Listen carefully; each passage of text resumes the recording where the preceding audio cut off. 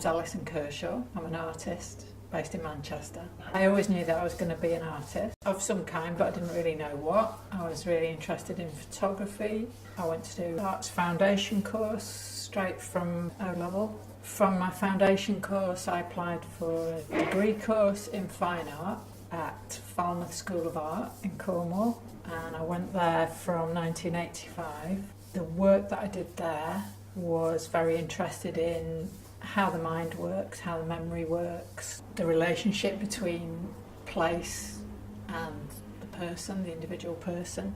Did a bit of performance work, and film and photography was my sort of speciality. So after I finished my degree and wondered what I was going to do, because there's a few of us that decided to stay in Cornwall, set up various artist projects, a film and video workshop and a studio group called Compass. As part of that, I thought I'd better get a part-time job, because obviously I wasn't making any money doing those things, and I needed to get a bit of structure in my life, otherwise I would have just stayed in bed half the day. So I applied for a couple of just part-time jobs. So I got this cleaning job in a big old residential unit for people with learning disabilities. And it was basically one of the old asylums, and I got a job as a cleaner. So I went there every day. I got very interested in the life of the people living in that institution and how they found ways to be creative. So I approached the hospital and I said I'd really like to open up one of the empty rooms in the basement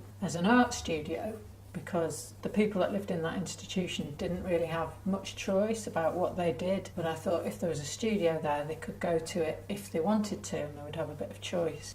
Luckily, the director of the hospital said, yeah, we'll pay you to do that. So I was going there in the morning as a cleaner. So we opened up this studio. People started coming, started drawing and painting, and I was kind of supporting them to do that.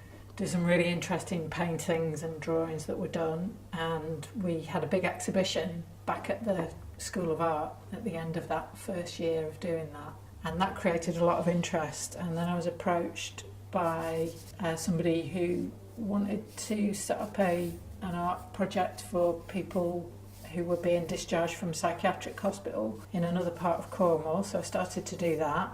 It was called Art Share Southwest, which was part of the SHAPE organisation, which is an arts and disability organisation that's still running now. Did that for a bit, and then I heard about a job in Manchester working as part of psychiatric rehabilitation services from MRI, and that was going to be a team of people that would be an artist, a gardener, a carpenter and a mental health worker. Changed the name of it to Rovers. So I worked there for about 5 years and met a lot of people, and part of our remit was to set up outreach projects in the community where people who'd been discharged from psychiatric hospital could come, so that it was a more normal environment than going into a medical environment.